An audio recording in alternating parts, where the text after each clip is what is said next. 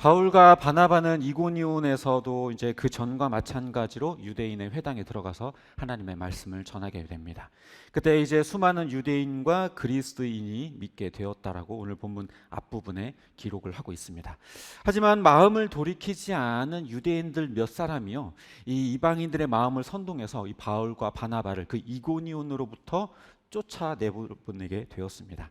그래서 이 이고니온에서 이 바울과 바나바는 도망을 치게 되면서 그 전에 그 이고니온에서 오래 머물면서 그 반대자들의 그 반대에도 불구하고 하나님의 말씀을 계속 전하면서 오래 머물면서 복음을 전하기도 했습니다. 근데 그 중에 이제 몇몇 사람들이 바울과 바나바를 돌로 쳐 죽이려고 했고, 그래서 그들은 루스드라라고 하는 땅으로 피하게 됩니다. 그렇게 루스드라에 도착했을 때 그들은 발을 못 쓰는 장애인을 만나게 되었고, 바울은 그를 향해 일어나라 명하며 그는 결국에 일어나게 되었습니다. 그 모습을 본 이 루스드라 사람들이요, 그 바울과 바나바를 보고 신들이 사람의 모습으로 우리에게 나타났다라고 말하면서 이 바울과 바나바를 제우스와 헤르메스라고 이렇게 부르게 되었습니다. 여기에 보면은 바울을 헤르메스라고 불렀다는 것이 좀 의아하죠. 우리가 보기에 제우스가 더 큰 신 아닌가? 바울을 더 높여야 되는 거 아닌가? 이렇게 생각할 수 있는데, 여기 오늘 본문에도 말하지만 이 바울이 주로 말하는 걸 많이 했다라고 이야기를 하죠. 이 헤르메스라고 하는 이 그리스 로마 신화의 신이 어떤 역할을 하냐면 전령의 역할을 하거든요. 그래서 어떤 다른 신의 말을 대신해서 전해주는 그런 역할을 하는 신이 바로 헤르메스였기 때문에 바울이 많은 말을 하고 있다 보니까 저 사람이 전령인가 보다, 전령의 신인가 보다, 이렇게 이해를 해서 그를 헤르메스라고 불렀던 겁니다. 그러고는 이제 제우스 신당의 그 제사장이 그들을 향해서 제사를 지내려고 했습니다. 그러자 이제 바울과 바나바가 자기들의 옷을 찢으면서 그것을 겨우 뜯어 말리게 되죠. 그 일이 있고 나서 이제 이고니온에 있었던 그 유대인들이요, 이 바울의 반대자들이 이 루스드라까지 쫓아와서 이 바울과 바나바를 죽이기 위해서 찾아오게 됩니다. 그래서 군중들을 설득해서 이 바울에게 돌을 던지게 돼요. 그래서 바울이 거의 죽은 거나 다름없이 되어버리죠. 그래서 이제 사람들은 바울이 죽었을 거라고 생각해서 그를 이제 성 밖으로 내어놨는데, 그때 바울이 아무렇지도 않게 갑자기 몸을 툭툭 털고 일어나더니 그렇게 바나바와 함께 전도지로 다시 더베로 떠나게 되었다라는 것이 오늘 본문 14장의 본문의 말씀입니다. 그런데 오늘 본문에서 바울과 바나바가 놀라운 기적을 일으키고 난 뒤에요, 참 이상한 일이 벌어졌어요. 그게 뭐냐면 그 루스드라 사람들이 보고 그들을 신으로 여기고 그에게 제사를 하려고 했었던 장면이었던 거죠. 이에 바울과 바나바는 자기들에게 제사를 지내려던 사람들 앞에 자기들의 옷을 찢으면서 한탄하면서 제발 그러지 말라라고 하면서 뜯어 말렸습니다. 여기에서 이 바울과 바나바 그리고 루스드라 사람, 이 두 그룹 사이에 뭔가 대조되는 어떤 장면이 등장을 하게 되죠. 루스드라 사람들은 인간에 불과한 그 바울과 바나바를 숭배하려는 모습을 보이고요, 그리고 또 바울과 바나바는 그런 루스드라 사람들 앞에서 옷을 찢으면서 말려요. 뭐 상당히 좀 이상하지 않나요? 우리가 성경을 너무 익숙하게 보다 보니까 뭐가 이상하지? 너무 익숙하고 자연스러운데 라고 생각하겠지만, 이 장면은요, 지금 우리의 현실 가운데 다시 비춰보면요, 굉장히 이상한 장면이에요. 사람을 하나의 신으로 추앙하는 일도 굉장히 이상한 일이고, 누군가로부터 뭔가 칭찬을 받고 숭배를 받는 일 앞에 옷을 찢어가면서 그걸 거부하는 모습도 사실 굉장히 이상합니다. 먼저 이 루스드라 사람들, 아무리 기적적인 일을 일으켜도 그렇지 루스드라 사람들은 어떻게 이 바울과 바나바를 신으로 여길 수 있었을까요? 물론 그들이 숭배하던 사상 속에서는요, 이 신과 인간의 경계가 상당히 모호하고 애매했기 때문에 그럴 수 있다고도 느껴질 수도 있을 겁니다. 하지만 사실 이러한 숭배의 모습은요, 이방신을 섬기는 이 이방인들의 숭배 사상에서만 발견되는 게 아니고요, 기독교 안에서도 발견됩니다. 소위 은사자들을 대하는 사람들의 태도가 마치 그렇죠. 마치 하나님의 대리자라도 되는 것처럼 뭔가 나와는 다른 특별한 존재라고 생각을 하고 그런 사람들 앞에 벌벌 떨고 기고 그러죠. 그들에게 능력을 주신 하나님을 바라보는 게 아니라 그 능력을 바라보고 그 사람을 바라보고 있는 거죠. 그러면은 이런 은사자들을 대할 때만 그러냐? 아니요. 그렇지 않아요. 뭐 사이비 교주나 이단 뭐 이런 거는 그냥 뒤로 차치하고서라도 교회들 안에 담임 목사를 과도하게 높이고 숭배하려고 하는 그런 태도가 그냥 그 어느 정도의 뭐라 할까요? 정도의 차이만 있을 뿐 너무 흔하게 발생되고 있어요. 온갖 지식과 언변이 녹아져 있는 감동적인 설교, 사람들을 휘어잡는 카리스마, 사람들의 마음을 어루만져 주는 그 따뜻함, 이런 것에 신격화까지는 아니더라도 일반 성도들과는 뭔가 다른 영적 아버지, 영적 스승님이라고 생각하면서 굉장히 숭배하고, 숭배까지 아니고 섬기고 굉장히 존경하고 그러죠. 물론 그렇다고 해서요, 뭐 숭배하지 존경하지 말라는 단어가 갑자기 존경하지 말라는 뜻은 아니에요. 그렇다고 해서 목사 너나 나나 뭐 이런 태도를 갖자 그런 얘기를 하는 것은 절대로 아닙니다. 왜냐하면 성경에서도 말씀을 가르치는 자를 배나 존경할 자로 여기라고 분명히 이야기하고 있거든요.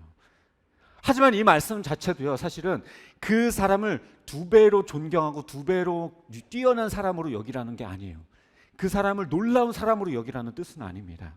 같은 인간으로서 하나님의 말씀을 섬겨주는 일에 고마움을 가지라는 거예요. 식사를 할 때 식사 준비를 하는 사람에 대한 그 감사의 마음을 갖는 것처럼, 식사 후에 설거지를 하는 사람에 대한 그 감사의 마음을 우리가 표현하는 것처럼, 말씀을 전해주고 가르치는 그 수고로움에 감사를 느끼라는 거예요.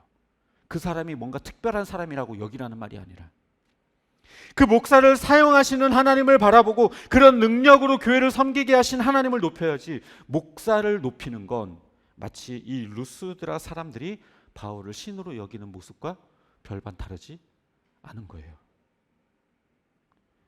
그런데 우리가 이렇게 사람을 향해 이런 숭배의 태도를 갖는 이유는 뭐냐? 그 너머에 있는 하나님을 보지 못하기 때문이에요. 우리가 사람에 주목하고 그 사람의 성품과 행실, 그리고 언변과 같은 어떤 능력에 주목하고 그가 만든 결과물들에 주목하기 때문에 우리가 자꾸만 사람을 숭배하려고 하는 거예요.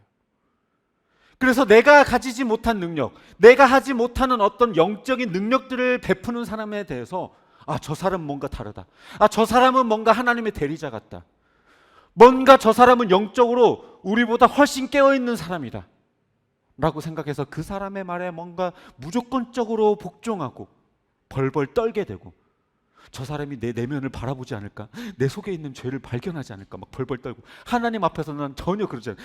교회에 와서 하나님 앞에 예배 드릴 때는 내 하나님이 내 안에 있는 그 더러움을 발견하지 않을까 벌벌 떨고 이런 게 없는데, 은사자들 앞에 가면 벌벌 떨죠. 내가 이런 죄 저질렀는데 저 은사자가 맞추면 어떡하지? 막 이런. 다음으로는요, 이 자신들을 숭배하려는 루스드라 사람들에게 거부감을 드러내는 이 바울과 바나바의 모습도 상당히 이상해요. 보통의 사람이라면요, 누군가로부터 어떤 환대를 받고 칭송을 얻게 되면요, 어떨까요? 기분 좋죠. 좋아요. 환대받는데 싫어하는 사람이 누가 있어요? 환영해주고 환대해주고 잘한다고 칭찬해주고 막 잘생겼다, 어우 이쁘다, 뭐 어우 잘한다 이렇게 말하는데 싫어하는 사람이 누가 있겠어요? 그것이 설령 숭배의 정도까지는 아니더라도 누군가로부터 그런 듣는 그 칭찬, 그 내가 어떤 좋은 성과를 냈다라는 것에 대한 뿌듯함, 이런 것들이 굉장히 많이 나를 업시켜주게 될 겁니다. 자신을 바라보는 사람들의 시선과 자신을 향한 환호와 환대에 사람들은 기분이 업되고 자존감이 상승하게 되어져 있어요. 그래서 그런 말도 있잖아요. 칭찬은 고래도 춤추게 한다.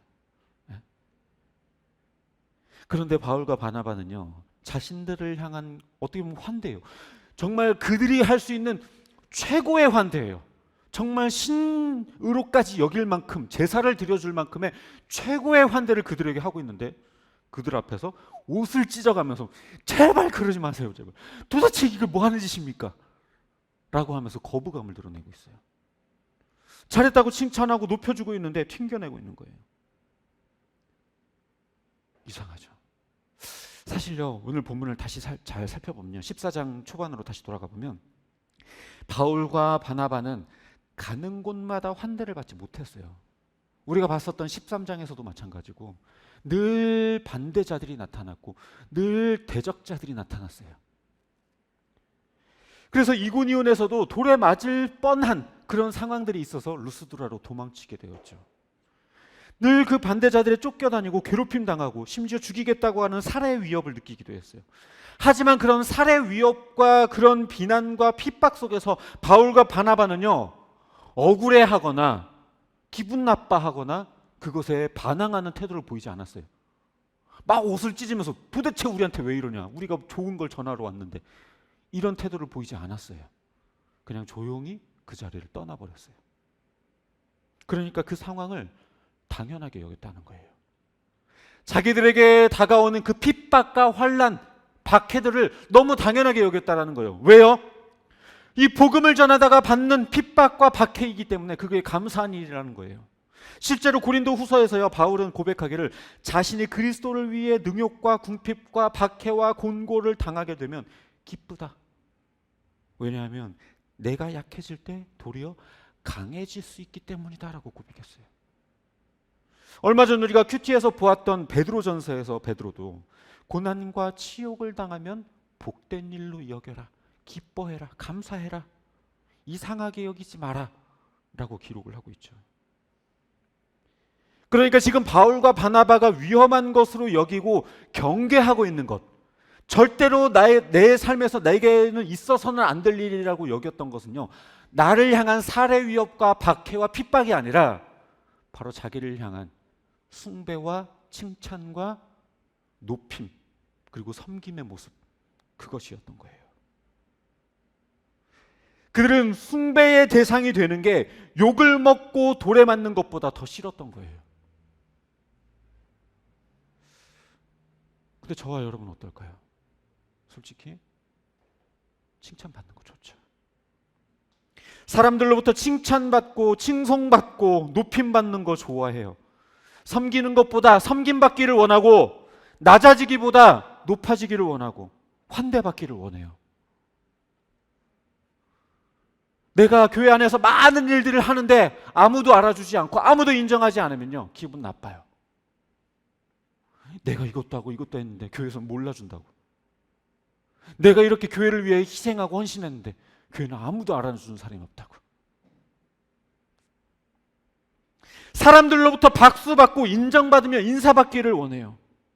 물론 그렇다고 해서요, 칭찬하지 마라, 그리고 칭찬받을 만한 일이 있으면 옷을 찢어라, 그런 얘기를 하는 건 아니에요. 그러나 성경은 말하기를 겸손해라, 낮아져라, 종이 되라, 섬겨라, 계속해서 말해요. 그 어디에서도 너희가 높임받아라, 섬김받아라, 높은 자리에 앉아라, 그런 얘기 하지 않아요.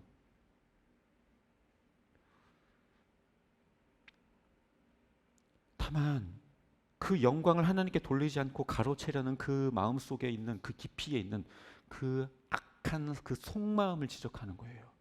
칭찬이 나쁘다는 게 아니라. 예수님께서도요, 바리새인을 나무라셨던 이유 중에 하나가 뭐냐면 바로 높임받고 섬김받기를 좋아했었던 그들의 교만 때문이었어요. 늘 시장 어귀에서 인사받고 높은 자리에 앉기를 좋아하고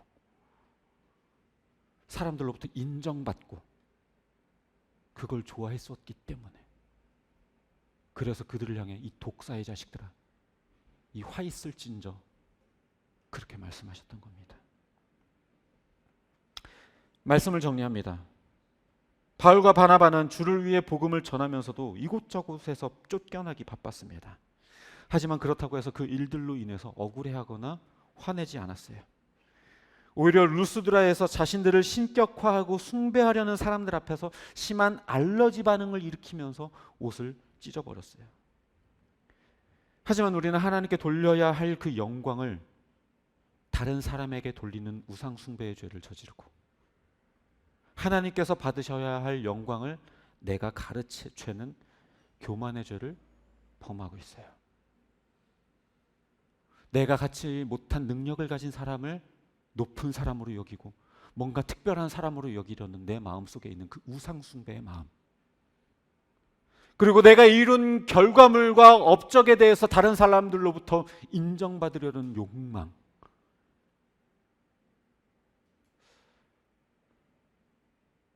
사람을 높이고 사람을 신격화하고 사람을 숭배하려는 마음, 또 동시에 내가 높아지려고 하고 내가 섬김받고 내가 인정받으려는 마음, 이거는요 사실 우상 숭배의 양측면으로 대조되어서 드러나는 양상일 뿐 두 가지 다 사실은 우상 숭배예요. 사람을 높이고 사람을 섬기고 사람을 숭배하려는 마음, 내가 높아지고 내가 섬김받고 내가 하나님의 영광을 가로채려는 그 마음, 이 두 가지 다 사실은 우상 숭배입니다. 바울은 그렇게나 많은 교회들을 세우고 그렇게나 많은 사람들을 주께 인도하며 그렇게나 고난스럽게 돌에 몇 번 맞아 죽고 뱀에게 물리고 물에 빠져 죽을 뻔한 위기가 있고 그런 상황이 있었음에도 불구하고 나의 나 된 것은 다 주의 은혜다. 내가 한 것은 아무것도 없다. 다 주님의 공로다. 나는 정말 못난 사람이고 나는 죄인 중에 괴수다. 내가 한 게 아무것도 없다라고 고백했어요. 그럼에도 불구하고 우리는 여전히 그 코딱지만한 거, 뭐 하나 한 것 때문에 목에 힘주고 어깨에 힘이 들어가고 다른 사람들 앞 위에서 군림하려 하고 인정받으려 하고, 이것은 우상 숭배입니다. 따라서 우리는 우리 마음속에서 이 우상을 꺼내서 찍어내어 버려야 돼요. 다른 사람을 높이려는 마음, 내가 높아지려는 마음 모두 다 꺾어내버려야 돼요. 하나님의 영광을 가로채며 높임받을 그런 상황에 옷을 찢으며 거부하고 하나님께 영광을 돌려야 돼요. 내가 인정받으려는 모습, 내가 뭔가 인정받을 수도 있는 어떤 그런 상황 속에서 내가 그 하나님의 영광을 가로채지 말고, 주님 아닙니다. 내가 한 것은 없습니다. 다 주님의 은혜입니다. 다 주님의 것입니다. 주님 홀로 영광 받으십시오. 고백할 수 있어야 할 것입니다. 바라기는 하나님 외에 누군가를 숭배하려는 마음, 또 내가 숭배의 대상이 되려는 마음 모두를 찍어내려버리고 오직 하나님만 섬기고 하나님께 영광 돌리는 저와 여러분 되시기를 주님의 이름으로 축복합니다.